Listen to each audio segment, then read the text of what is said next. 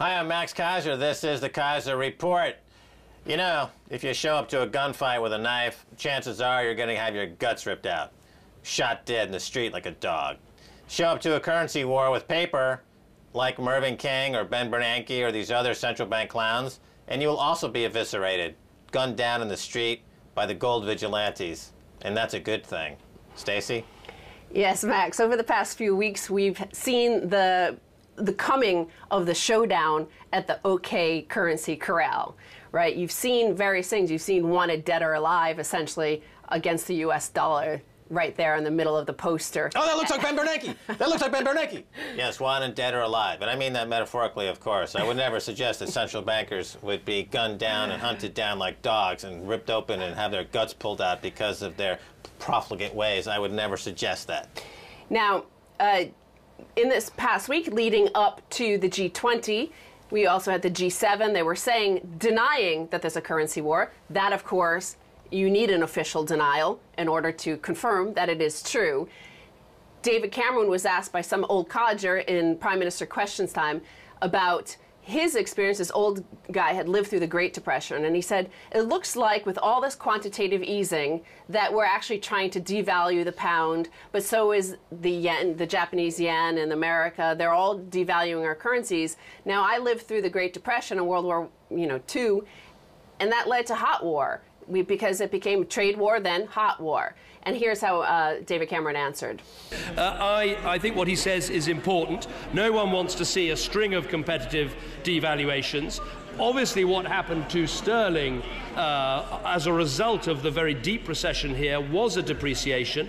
I don't believe that you depreciate your way to growth, whatever country you are, but what you should do is use the benefit when there's a structural change to make sure you increase your competitiveness, and that is what Britain needs to do. Well, financial illiteracy runs through number 10 Downing Street with David Cameron. You know, the central banks are caught serving two masters. They're printing trillions of dollars and yens and pounds. At the same time, central banks since 2009 have reversed a 40-year trend. They're buying massive amounts of gold.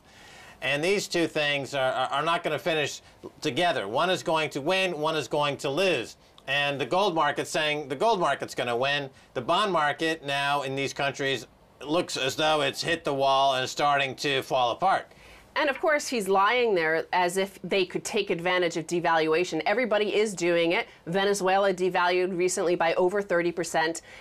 In the UK, the pound sterling has fallen by over 10% against international currencies, and yet their export market is up barely 0.1%. So it hasn't worked for them. They showed up to a global currency war with their fiat paper, and it hasn't done anything for them. Right. It's not going to work because you can't have any winners in a... It's like playing that rock, paper, scissors game with everyone has paper. You know, and they're just all showing paper, and of course none of them going to win, except those with rock, when in this case would be not a rock of cocaine like P. Diddy might have in this, but a rock of gold. So there's the question asked, end currency war with a gold standard. This happened on Financial Times and on Bloomberg Television. They interviewed TCW Group's Komal Sri Kumar and Bank of New York Mellon's Michael Woolfolk. They were asked what the risks from currency war were and how to stop it. Now, Sri Kumar said that he thought the gold standard, if we brought the gold standard back, it would end this currency war. And it would be no different to how good it was, he said. He said it would be as good as it was during 1945 to 1971. We were on an international gold standard post-Bretton Woods. The U.S. dollar was backed by gold on international trade. And it was good times then. He said, quote, it worked. The world was in prosperity. There was economic growth. And there was clearly certainty in terms of what exchange rates were. Well, we've never been off a gold standard. This experiment since 1971 of global fiat money trading against each other is failing. And we're going to go back to what was in place for thousands of years. A gold standard.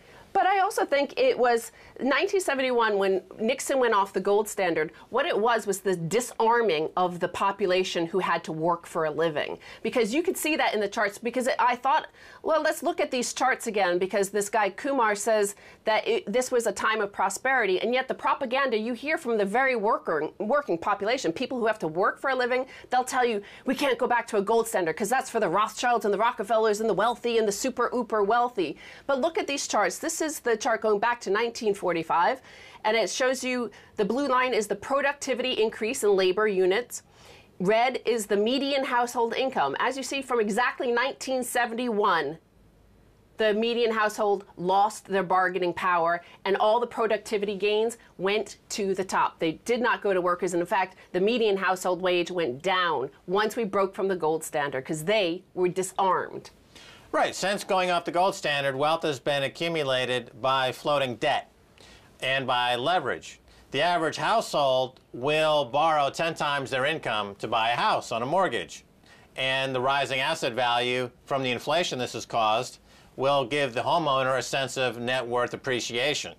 But the average bankster on Wall Street or the City of London can borrow 1,000 times their income.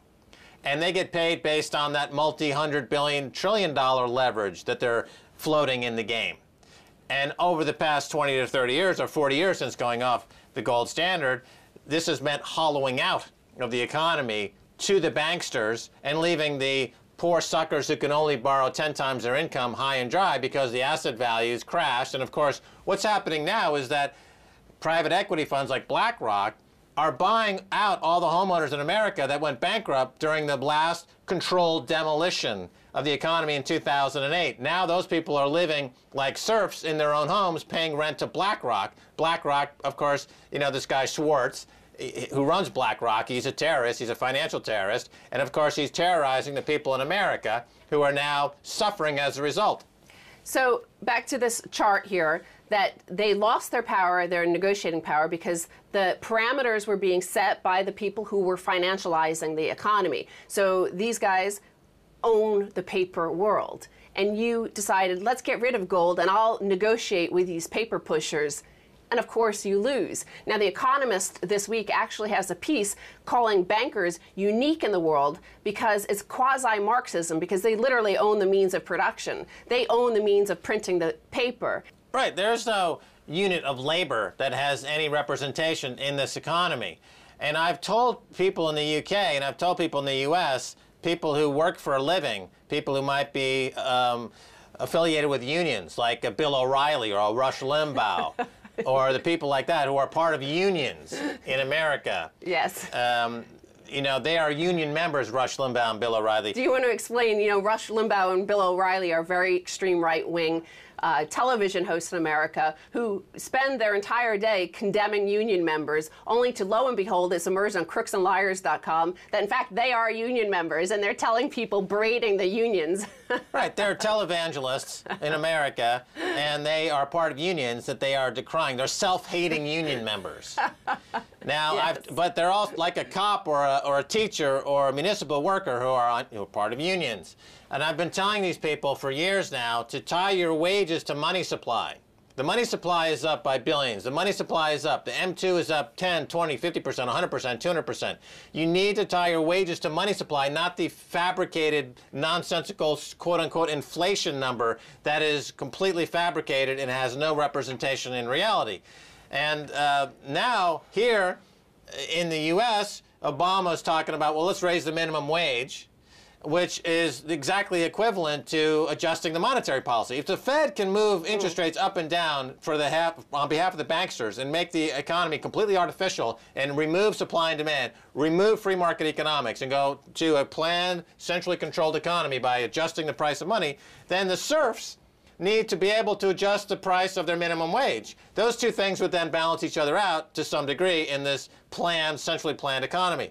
But if the serfs can't adjust their wages tied to money supply, then you just have what we have now, which is a wholesale confiscation of wealth, an aggregation of wealth at the top 1% of the top 1%, and everyone else ending up like Greece, which are down there picking, you know, seeds out of the rat poop to survive.